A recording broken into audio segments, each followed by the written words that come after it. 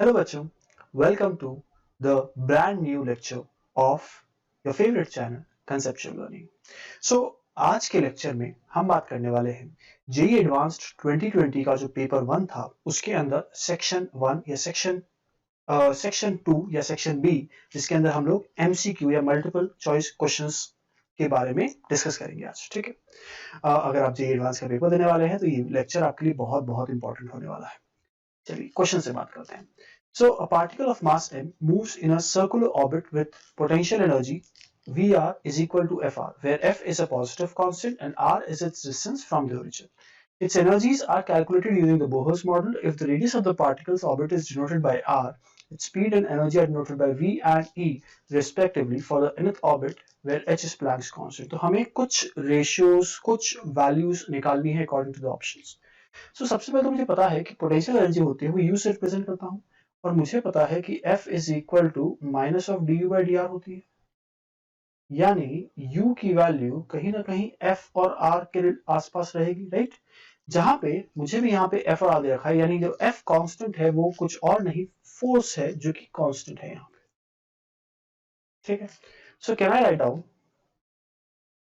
Down कि जो force होती है वो होती है किसके बराबर, m v square upon r के बराबर, और मैं लिख सकता हूं कि angular momentum is equal to n h by two pi होता है। तो क्या यहां से v की वैल्यू अगर मैं यहां पे सब्स्टिट्यूट करूं तो what do I get over here N H upon two pi M R का स्क्वायर इंप्लाइज, ये इसको कैपिटल आर ही लिख दें हम, m इंटू कैपिटल आर, हर एक जगह पे कैपिटल आर रिप्रेजेंट किया गया है। तो can I write down that r की वैल्यू हो जाएगी m n square h square upon 4 pi square m square f की पावर 1/3, करेक्ट। अगर यहां तक समझ में आ गया तो क्या मैं यहां से डायरेक्टली कह सकता हूं कि r is directly proportional to n की पावर 2/3, करेक्ट। और v के बारे में बात करें हम तो v क्या है भाई, अगर मैं v के बारे में बात करना चाहूं तो कैन आई राइट डाउन कि v जो है वो है NH अपॉन 2 पाई mr, राइट। सो v जो है वो है NH अपॉन 2 पाई mr। r की वैल्यू क्या है, r की वैल्यू है mh square n square upon 4 pi square m square f की पावर 1/3। सो क्या मैं यहां से कह सकता हूं कि v is directly proportional to n की पावर 1/3। तो मेरे पास दो रिलेशंस आ गए, करेक्ट। और इन दो रिलेशन से आई कैन से कि a ऑप्शन कैंसिल हो जाएगा, b ऑप्शन सही हो जाएगा। तो मेरे पास a और b के बारे में तो पूरा काम हो गया। Now let us talk about option C and D. जब मैं सी एंड डी की बात करता हूं तो क्या मैं कह सकता हूं कि जो एनर्जी होगी वो होगी potential energy plus kinetic energy which is equal to F into R plus half of m into we square. और यहां से f की वैल्यू तो कांस्टेंट है भाई, r की वैल्यू क्या है, इसको यहां नहीं लिखते, इसको नीचे लिखते हैं। सो क्या हो जाएगा भाई, f into m into h square n square upon 4 pi square m square f की power 1/3 plus half of m into we square. v की वैल्यू कितनी है, n h 4 pi square m square f upon 2 pi m, इसको पूरे को लेते हैं अंदर ही, divided by m h square n square की पावर 1/3 का होल स्क्वायर। इसको जब हम सॉल्व करते हैं तो what do we get the value as 3/2 n square h square f square whole upon 4 pi square m की power 1/3। This is the net energy, ठीक है ना भाई। तो ये भी हमारे पास फाइनल आंसर आ गया। ऑप्शंस की बात करें तो ऑप्शन सी सही हो जाएगा एंड ऑप्शन डी गलत हो जाएगा। हेंस इस क्वेश्चन के करेक्ट आंसर्स होंगे option B and option C, ठीक। चलिए आगे बढ़ते हैं, अगले क्वेश्चन की बात करते हैं। तो अगला क्वेश्चन कहता है the filament of a light bulb has a surface area of, The filament of a light bulb has a surface area of 64 mm square. Okay. उसके बाद क्या बोला? The filament can be considered as a black body. Black body मतलब E की value 1. Okay. And a temperature of 2500 Kelvin. So we are also given with the temperature. और ये क्या था हमारा? ये था हमारा area. Emitting radiation like a point source when viewed from here at night, the light bulb is observed from a distance of, okay, small r बोल रहा हूँ मैं इसको. Assuming the pupil of eyes to be observer of circle with a radius of, इसको मैं capital R बोल रहा हूँ, इसको मैं small r बोल रहा हूँ, ठीक है ना? Then काफी सारी वैल्यू से रखिए. हमें निकालना क्या है? हमें निकालना है power radiated by the filament is in the range of 642 watt to 645 watt. Radiated power entering into one eye of the observer की रेंज, वेवलेंथ कोरस्पॉन्डिंग और नंबर ऑफ फोटॉन्स के बारे में बात करेगी. तो हम क्या करते हैं, let us start one by one. तो पहले मैं ऑप्शन ए की बात करता हूँ. ऑप्शन ए कहता है power radiated by the filament is in the range of. तो पावर क्या होती है? पावर होती है मेरे पास क्या होगी, sigma e a t to the power 4. Sigma की वैल्यू कितनी है भाई? 5.67 into 10 to the power minus of 8 into e की वैल्यू है 1. ए की वैल्यू कितनी है भाई? सो मेरे पास कैपिटल ए की वैल्यू है 64 into 10 to the power minus of 6 और टेम्परेचर की वैल्यू है 2500 का पावर 4. इसको जब मैं सॉल्व करता हूं तो this comes out as approximately 141.5 watt. तो ऑफ कोर्स इस पर्टिकुलर रेंज में लाई नहीं कर रहा, यानी ऑप्शन ए तो हमारा कैंसल आउट हो गया. Now let us talk about option B. Option B क्या कहता है? Power radiated entering into one eye of the observer is in the range of. तो हम क्या बोलेंगे? Power in the eye is equal to intensity जो भी पड़ रही है, correct, into area of eye. अब ये इंटेंसिटी कैसे निकालेंगे? पावर ऑफ हमारे पास जो फिलामेंट है divided by 4 pi into capital R square into pi R square. इसको सॉल्व करते हैं तो what do we get? 141 divided by 4 into capital R कितना है 100 का स्क्वायर इंटू स्मॉल आर कितना है 3 into 10 to the power minus of 3 का स्क्वायर. इसको सॉल्व करते हैं तो we get 3.18 into 10 to the power minus of 8 watt. और जैसे ही हमारे पास ये आया, ऑफ कोर्स ये इस रेंज में लाई कर रहा है, इसका मतलब ऑप्शन बी सही हो गया. ऑप्शन सी कह रहा है the wavelength corresponding to the maximum intensity of light is. चलिए थोड़ी सी नई स्क्रीन पे करते हैं उसको. तो हमें बोला गया वेवलेंथ के बारे में बोला जा रहा है, तो क्या मैं कह सकता हूं जो ऑप्शन सी है वो मैं वेन्स लॉ से कर सकता हूं. क्या कहता है वेन्स लॉ? वो कहता है lambda M T is equal to B, जहां पे लैम्डा एम की वैल्यू मुझे नहीं पता, जो कि बराबर हो जाएगी बी अपॉन टी के. बी की वैल्यू कितनी है? 2.9 इंटू 10 to the power minus of 3. T की वैल्यू कितनी है? 2500 केल्विन. इसको सॉल्व करते हैं तो कितनी आती है? 1160 नैनोमीटर. क्या हमें ऑप्शन में यही दे रखा है क्या? बिल्कुल यही दे रखा है, यानी ऑप्शन सी भी सही हो जाएगा. ऑप्शन डी की बात करते हैं. Taking the average wavelength of emitted radiation, okay, the total number of photons entering per second into one eye of the observer is in the range of, okay ठीक. तो जब हम ऑप्शन डी की बात करने वाले हैं तो हमसे क्या पूछा गया है? कितने फोटॉन्स एंटर हो रहे हैं आई में. सो हम कहेंगे पावर जो होती है वो होती है n इंटू एच में. तो जितनी पावर आंखों में एंटर हो रही है that is 3.18 into 10 to the minus of 8. तो लिख लेते हैं भैया. सो हमने कहा 3.18 into 10 to the power minus of 8 is equal to n into 6.6 into 10 to the power minus of 34 into 3 into 10 to the power 8. Mu को मैंने क्या लिखा? c by lambda. और लैम्डा की वैल्यू कितने लिखी क्वेश्चन में? 1740. So put the value as 1740 into 10 to the power minus of 9. यहां से अगर आप सॉल्व करते हैं तो n की वैल्यू आपके पास इसी रेंज में कुछ लाई करेगी. कितनी आ जाएगी भाई? ये आ जाएगी आपके पास 2.78 इंटू 10 टू द पावर 11. देख लीजिए भाई, यानी क्या इसी रेंज में लाई कर रही है? बिल्कुल ये इसी रेंज में लाई कर रही है, यानी करेक्ट आंसर हो जाएंगे option B, option C and option D. ठीक है, चलिए आगे बढ़ते हैं. कहां गया आगे क्वेश्चन गया? Sometimes it is convenient to construct a system of units so that all quantities can be expressed in terms of only one physical quantity. In one such system, dimensions of different quantities are given in terms of quantity x as follows.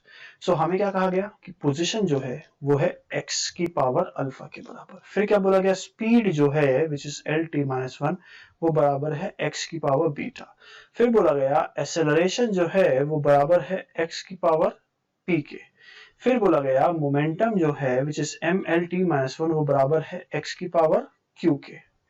फिर बोला गया force जो है which is mlt-2 वो बराबर है x की power r की. ठीक है, यहां तक सारी चीजें हमें दे दी गई. अब हमें जानना है कि अगर मुझे बीटा, अल्फा और p में कोई रिलेशन निकालना है तो क्या मैं कहूंगा कि भाई बीटा यानी स्पीड का स्क्वायर, अल्फा और p यानी पोजीशन, और क्या है भाई p यानी एक्सेलरेशन, क्या ये बराबर आ रहे हैं क्या, देख लेते हैं भाई. स्पीड क्या है भाई, स्पीड है मेरे पास स्पीड है मेरे पास x की पावर बीटा का स्क्वायर. ठीक है ना, x की पावर बीटा का स्क्वायर. पोजीशन क्या है मेरे पास, पोजीशन है मेरे पास x की पावर अल्फा. और एक्सेलरेशन क्या है मेरे पास, एक्सेलरेशन है मेरे पास कितना है भाई x की पावर p. ये जानना चाहते हैं हम लोग. तो स्पीड के लिए बेसिकली हमारे पास क्या होता है lt-1 का स्क्वायर. x की पावर अल्फा के लिए l होता है, x की पावर p के लिए होता है मेरे पास lt-1. क्या ये सही आ रहा है क्या, बिल्कुल सही है. तो ये करेक्ट है. इसका मतलब ये वाला एक्सप्रेशन भी करेक्ट है, इसका मतलब ए ऑप्शन भी करेक्ट हो जाएगा. चलिए सेकंड वाले की बात करते हैं.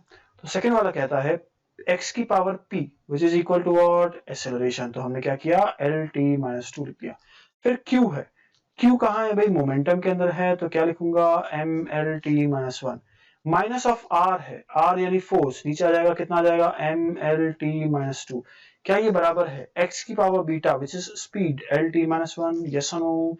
देखो भाई m से m गया, lt-2 से lt-2 गया, तो क्या इसके बराबर है, बिल्कुल सही, यानी ऑप्शन बी भी सही हो जाएगा जैसे ए हुआ था. अब मैं बात करता हूँ ऑप्शन सी की. तो ऑप्शन सी के अंदर क्या होगा, p माइनस क्यू आई. इसको चेक करेंगे तो ये गलत आ जाएगा, और इसको भी चेक करोगे आप तो ये गलत आ जाएगा. फाइनल आंसर क्या हो जाएंगे, option A and option B. ठीक, चलिए आगे बात करते हैं अगले क्वेश्चन की. इस क्वेश्चन में हमसे क्या बोला गया, एक यूनिफॉर्म इलेक्ट्रिक फील्ड है जिसकी वैल्यू है E vector is equal to minus of 400√3 y cap. Newton per coulomb is applied in a region. A charged particle of mass m carrying positive charge q is projected in this region with an initial speed of 2 into 10 to the power 6 meter per second. This particle is assumed to hit a target t which is 5 meter away from its entry point into the field as shown schematically in the figure. हमें q by m की value दे दी गई और हमें कुछ options पूछे गए हैं.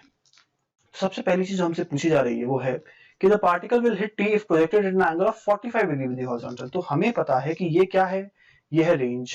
और यहाँ पे एक्सेलरेशन क्या है, एक्सेलरेशन है QE डिवाइडेड बाय m. तो क्या मैं लिख सकता हूँ कि जो रेंज की वैल्यू होती है that is equal to u square sine 2 theta upon g. जहां पे u स्क्वायर की वैल्यू कितनी है बच्चों, u स्क्वायर की वैल्यू है 2√10 into 10 to the power 6 का square into sine of 2 theta upon, ये g की जगह पे क्या लिखूंगा, एक्सेलरेशन लिखूंगा. तो एक्सेलरेशन की वैल्यू कितनी है QE upon m, Q by m कितनी है 10 to the power 10, E की वैल्यू कितनी है 400 into √3. बेसिकली हो क्या रहा है, एक्सेलरेशन लग रहा है नीचे की तरफ, करेक्ट. तो यहाँ से रेंज की वैल्यू है 5, तो इसको जब मैं सॉल्व करता हूँ तो कितनी आती है √3/2. यानी थीटा क्या क्या हो सकता है, थीटा हो सकता है 30 डिग्री, थीटा हो सकता है 60 degree. So for 30 degree and 60 degree the range is equal to 5 meter. Therefore option A गलत हो जाएगा, option B सही हो जाएगा. अच्छा टाइम निकालूंगा तो क्या होता है, टाइम होता है 2u sin theta upon A. अब इसको मैं सॉल्व करूं तो how much I get, u की वैल्यू कितनी है 2√10 into 10 to the power 6 upon acceleration की वैल्यू कितनी है बच्चों, एक्सेलरेशन की वैल्यू है QE अपॉन m यानी 10 to the power 10 into 400√3 into sine of theta. क्या समझ में आया. अब एक बार आप थीटा 1 को रख दो 30 डिग्री और एक बार थीटा 2 को रख दो 60 डिग्री. जैसे ही आप थीटा 1 को 30 रखते हैं आपके पास जो आंसर आ जाता है वो आता है 5/6 म्यू सेकेंड. और जैसे ही आप 60 रखते हैं आंसर आ जाता है कितना अंडर रूट ऑफ 5/2 सेकेंड, यानी ऑप्शन सी भी सही हो जाएगा एंड ऑप्शन डी गलत हो जाएगा। Hence the correct answer is option B and option C. चलिए आगे बढ़ते हैं और बात करते हैं अगले क्वेश्चन की, विच इज, चलिए 10th क्वेश्चन तो हो गया हमारा। 11th question, shown in the figure is a semicircular metallic strip that has thickness T, resistivity O, the inner radius is R1 and the outer radius is R2। ठीक, अब हमसे क्या बोला गया इसके अंदर, हमसे बोला गया if the voltage V0 is applied between the two ends, a current I flows in it. In addition, it is observed that a transverse voltage delta V develops between its inner and outer surfaces due to purely kinetic effects of moving electrons. Then हमें current के बारे में information देनी है, कौन सा surface ज्यादा potential पे होगा वो बताना है और पोटेंशियल डिफरेंस किसके प्रोपोर्शनल होगा ये बताना होगा। तो क्या मैं कह सकता हूं, अगर करंट यहां से जा रहा है तो मैं एक पतली सी स्ट्रिप कंसीडर कर लेता हूं, एक पतली सी स्ट्रिप कंसीडर कर लेता हूं और मान लेता हूं इसकी जो थिकनेस है वो है dr, इसकी जो थिकनेस है वो है dr। तो क्या मैं कह सकता हूं कि 1/dr, dr क्या है, ये वाला कैपिटल dr है ना, और ये वाला कौन सा dr है, ये वाला स्मॉल dr है, और मैं कहता हूं कि यहां से यहां तक की रेजिस्टेंस रेडियस r है। तो क्या मैं रेजिस्टेंस को लिख सकता हूं रो टाइम्स l बाय a, तो क्या यहाँ पे आ जाएगा रो टाइम्स l, l क्या है लेंथ, लेंथ क्या है यहाँ पे पाई इंटू r, एरिया क्या है, एरिया है t इंटू dr। क्या ही समझ में आया, ठीक है। तो अगर मुझे इसका नेट रिजल्ट रेजिस्टेंस निकालना है तो क्या मैं कहूंगा इसको इंटीग्रेट करना पड़ेगा, कहां से कहां तक, R1 से R2 तक, ठीक। तो क्या मैं कह सकता हूं 1/r की वैल्यू आ जाएगी मेरे पास t upon rho into pi into ln of R2 upon R1। क्या याद सही है। तो क्या मैं कह सकता हूं करंट जो होता है वो होगा V0 अपॉन R, यानी V0 into T upon pi into rho into ln of R2 by R1, ठीक है। तो ऑप्शन ए तो भाई एकदम सही हो जाएगा, ठीक। अब बात करते हैं हम बाकी ऑप्शंस के अंदर। तो क्या मैं कह सकता हूं कि अगर यहाँ पे मेरे पास एक इलेक्ट्रॉन है जो कि मूव कर रहा है, किस तरफ मूव करेगा, अरे भाई ये तो है ज्यादा पोटेंशियल पे और ये है कम पोटेंशियल पे, ठीक है। तो ये किस तरफ मूव करेगा, इलेक्ट्रॉन है इस तरफ मूव करेगा, जब इस तरफ मूव करेगा तो इसकी कुछ ना कुछ वेलोसिटी होगी, करेक्ट। अगर इसकी कुछ ना कुछ वेलोसिटी होगी तो क्या मैं कह सकता हूं कि भाई इसकी जो भी वेलोसिटी होगी तो मैं कहूंगा mv² by r is equal to e into capital E, यानी कोई ना कोई सेंटीमीटर फोर्स लग रहा होगा इलेक्ट्रोस्टैटिक के फॉर्म में जिससे ये बैलेंस आउट हो रहा है, इस तरीके से मोशन कर पा रहा है। क्या मेरे पास एक और फॉर्मूला है I is equal to NEAVD, NEAVD क्या ही पता है। अच्छा I को मैं क्या लिख सकता हूँ भाई, I को क्या मैं लिख सकता हूं कि भाई DI upon dt is equal to NE into क्या लिखेंगे और बताइए, करंट की वैल्यू आ गई हमारे पास, ठीक है। अब करंट की जगह पे हम लोग कैसे प्रोसीड करें,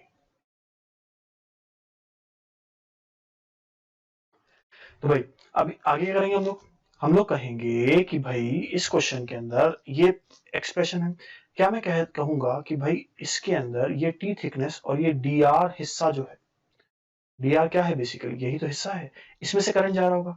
तो क्या मैं लिख सकता हूं कि यहाँ पे अगर मैं di लगा दूं और यहाँ पे da लगा दूं, मैं बेसिकली डिफरेंशिएट कर दूंगा इसको, करेक्ट। सो मैं इसको da यानी छोटे से एरिया इंटू vd की बात कर रहा हूं। तो क्या मैं लिख सकता हूँ di की वैल्यू क्या है भाई, कोई मुझे क्या di की वैल्यू बता सकता है क्या, तो क्या di की वैल्यू होगी यहाँ पे V0 into T into D R upon rho into pi R, और यहाँ पे वैल्यू कितनी आएगी NE into T into D R into V D. तो क्या dr और dr, t और t खत्म, क्या बचा vd is equal to V0 upon NE rho pi R. क्या ही समझ में आया, अगर ये समझ में आ गया तो हम अब क्या करने वाले हैं भाई, हम अब क्या करने वाले हैं, हम कहेंगे कि भाई ड्रिफ्ट वेलोसिटी की वैल्यू हमारे पास आ गई है। अब इसको मैं इक्वेशन 1 में रखूंगा, लेकिन उसके पहले थोड़ा सा दिमाग लगाते हैं एक जगह पे। और क्या मुझे ये पता है कि अगर एक इलेक्ट्रॉन इस तरफ मूव कर रहा है तो उस पे एक सेंट्रीफ्यूगल फोर्स बाहर की तरफ लगेगा, और इसको बैलेंस करने के लिए कोई ना कोई फोर्स अंदर लगना चाहिए। वो कौन सा फोर्स होगा, इलेक्ट्रोस्टैटिक फोर्स। अगर इलेक्ट्रोस्टैटिक फोर्स होगा तो क्या इलेक्ट्रिक फील्ड की डायरेक्शन ऐसी होगी, अगर ऐसी होगी तो यहाँ पे, तो क्या यहाँ पे पॉजिटिव चार्ज यानी हायर पोटेंशियल होगा और बाहर की तरफ कम नेगेटिव चार्ज यानी लोअर पोटेंशियल होना चाहिए। ठीक है, तो आउटर सरफेस ऑप्शन भी पढ़ रहा हूँ, outer surface is at higher potential गलत हो जाएगा, लोअर सही हो जाएगा। ठीक है, चलिए अब इसी को कंटिन्यू करते हैं हम आगे और समझने की कोशिश करते हैं कि how will we proceed from here. तो क्या अब मैं इस वाले इक्वेशन को लिख सकता हूँ m times v square which is ये यही वाला v है, ठीक है ना। हाँ, तो इसके बाद m इंटू वी स्क्वायर, इसको एक काम करते हैं हम लोग, इसको मान लेते हैं कुछ constant k। Okay, so m into k by r का whole square whole upon r is equal to e into e। अब e को भी मैं सिर्फ मैग्नीट्यूड से कंसर्न हूं, तो मैं क्या लिखूंगा, मैं लिखूंगा dv अपॉन dr। ठीक है, चलिए थोड़ा सा आगे बढ़ते हैं, इसको यहाँ पे लिखते हैं एक बार। तो क्या बचेगा, क्या आ गया हमारे पास, m into K square divided by R cube is equal to, और क्या था, e into D V by D R, e into D V upon D R. ठीक है, so on solving this further मेरे पास जो वैल्यूज आ जाएंगी वो आ जाएंगी D R upon R cube is equal to e अपॉन m K square into D V. Integrate कर देते हैं इसको, इंटीग्रेट करने के बाद I will get this as m into K square upon 2e, और कहां से कहां तक कर रहे हैं, r1 से r2 तक कर रहे हैं, और ये v in से v out तक हो रहा है। तो ये हो जाएगा मेरे पास ब्रैकेट में 1 by r2 square minus 1 by r1 square, और यहाँ पे एक नेगेटिव साइन भी आएगा आगे की तरफ, that is equal to delta V. तो क्या मैं यहां से कह सकता हूं k जो है, k क्या था मेरा, v not upon N E, v not upon N E rho into पाई।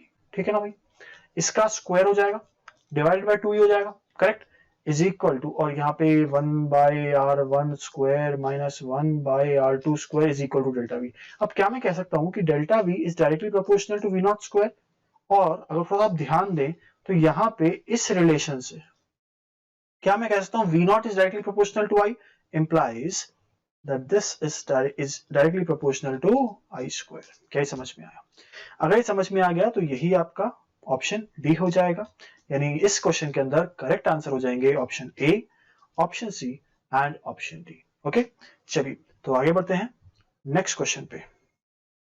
अगला क्वेश्चन है, as shown schematically in the figure, two vessels contain water solutions, temperature T, potassium permanganate KMnO4 of different concentrations N1 and N2, where N1 is greater than N2, molecules per unit volume। So N जो है वो moles नहीं है, वो है number of molecules per unit volume, and delta N यानी इन दोनों के बीच का जो delta N है वो बहुत ही कम है, almost N1 है, while they are connected by a tube of length L and cross sectional area को S से denote कर रहा है, KMnO4 starts to diffuse from the left to the right vessel through the tube. Consider the collection of molecules to behave as dilute ideal gases and the difference in their partial pressures in the two vessels causing the diffusion. The speed v of the molecules is limited by the viscous force minus of beta v. Okay, minus of beta v on each molecule, where beta is a constant, neglecting all terms of the order delta n square. Which of the following is or are correct? अच्छा ठीक है, तो हमें options खूब सारे दे रखे हैं, काफी अच्छा क्वेश्चन है, लेंथी भी, थोड़ा टाइम टेकिंग लगेगा इसमें, सो ध्यान से समझते हैं। सबसे पहला क्वेश्चन इसमें, the force causing the molecules to move across the tube is. अब सबसे पहले मुझे पता है according to the ideal gas equation PV is equal to NRT होता है, और यहाँ पे क्या मैं n की जगह पे capital N upon Avogadro's number ऐसे लिख देता हूं, और v को इसके नीचे लिखता हूं, यहाँ पे r लिख रहा हूं, यहाँ पे t लिख रहा हूं। सो क्या मैं कह सकता हूं p is equal to n into k into t। क्या ही समझ में आया, ठीक। अब मुझे पता है कि इस पर्टिकुलर केस के अंदर यहां से कुछ p1 इंटू s फोर्स लग रहा होगा, और इस साइड से P2 इंटू एस फोर्स लग रहा होगा। तो क्या अगर मैं आपके सामने इस तरीके से लिखूं कि मॉलिक्यूल्स पर जो नेट फोर्स लग रहा है वो P1 into S minus P2 into S लग रहा है, तो कोई दिक्कत तो नहीं आएगी, ठीक है। सो यहाँ पे S तो मैं कॉमन निकाल लेता हूं, क्या बचेगा मेरे पास, N1 minus of N2 into KT, ये कितना हो जाएगा, delta N into KB into T into S। ये तो हो गया मेरे पास नेट फोर्स जो कि लगेगा पाइप के अंदर जो मॉलिक्यूल्स हैं उनके ऊपर। तो लुकिंग एट द ऑप्शंस, बिल्कुल ये एकदम सही जा रहा है, ऑप्शन ए तो सही हो गया। अब बात करते हैं अगले पार्ट की, जो है force balance implies force balance, ठीक है ना। इसका मतलब क्या है कि ये जो एफ नेट है ये बैलेंस हो जाए किससे, जो विस्कस फोर्स लग रही है। अभी विस्कस फोर्स क्या है, विस्कस फोर्स, अभी पहले इसको एफ नेट लिख देते हैं, delta N K B into T into S. Viscous force क्या हो जाएगी मेरे पास, विस्कस फोर्स हो जाएगी number of molecules into per molecule पे जो फोर्स लगी है minus of beta V, correct. So मैं लिख देता हूं यहां पे number of molecules into beta V, correct.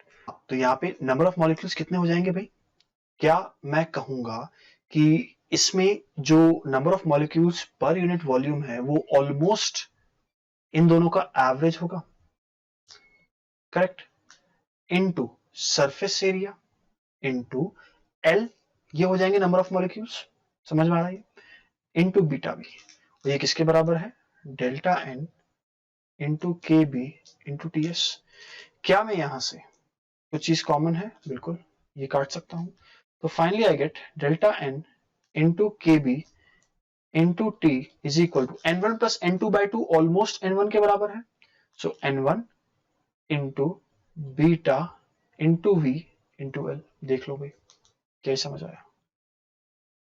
तो ये बिल्कुल इससे मैच हो रहा है, यानी ऑप्शन बी भी सही हो जाएगा। आगे बढ़ते हैं, total number of molecules going across tube पर सेकेंड इज, अब कितने मॉलिक्यूल्स ट्यूब से निकल रहे हैं हमें ये निकालना है। सो इसको हम थोड़ा सा अलग उस पर करते हैं। So total number of molecules, total number of molecules going through tube. अब क्या मैं कह सकता हूं कि भाई जो टोटल नंबर ऑफ मॉलिक्यूल्स हैं जो कि ट्यूब से निकल रहे हैं वो किसके बराबर होगा, वो होगा volume flow rate into, into क्या करूंगा भाई मैं यहाँ पे, सोच के देखो, इनटू क्या करूंगा मैं यहाँ पे, इनटू मुझे करना चाहिए इसके अंदर। सो मैं कहूंगा कि जो वॉल्यूम फ्लो रेट है वो कितना होगा, सरफेस एरिया इंटू वी। अरे भाई वॉल्यूम फ्लो रेट क्या होता है, ए इंटू वी, जब हम फ्लूइड्स में पढ़ते हैं। तो क्या यहां पर भी volume flow rate into N1 कर दूंगा मैं, भाई इतने ही तो निकले, तो क्या हो जाएगा S into V into N1। अब क्या मैं यहां से V की वैल्यू आसानी से लिख सकता हूं जो कि है delta N into K B T upon N1 into beta into L, correct. इसी को मैं यहां पे सब्स्टिट्यूट कर रहा हूं, तो कितना आ जाएगा, S delta N into K B into T upon N1 beta L into N1। इसको मैं थोड़ा सा फॉर्म में अरेंज करता हूं कि यही है कि हमारे पास form delta N by L, ये है हमारे पास, फिर क्या है के बी टी अपॉन बीटा, ये भी है हमारे पास, और क्या है भाई N1 तो खत्म हो जाएगा, क्या बचेगा और S बचेगा। तो यही हमारे पास फाइनल ऑप्शन से मैच हो गया है, तो ऑप्शन सी भी सही हो जाएगा। ऑप्शन डी पढ़ते हैं, the rate of molecules getting transferred through the tube does not change with time. अरे कुछ देर बाद क्या होगा, रेट धीरे पड़ने लग जाएगी, तो चेंज तो होगा ही सही, तो ये तो ऑप्शन गलत हो जाएगा, इसको सोचना भी नहीं पड़ेगा। तो करेक्ट आंसर क्या होगा, ए बी सी।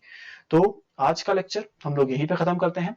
आपको ये लेक्चर पसंद आया उसको लाइक करिएगा, अगर आपको लगता है ये आपके किसी और फ्रेंड को, किसी कलीग को, किसी क्लासमेट को बेनिफिट कर सकता है तो उससे शेयर करिएगा, और चैनल को सब्सक्राइब करिएगा और बेल आइकन दबा दीजिएगा ताकि कोई भी लेटेस्ट वीडियो आता है तो आपके पास नोटिफिकेशन आ जाए। तो चलिए मिलते हैं नेक्स्ट लेक्चर में। Thank you.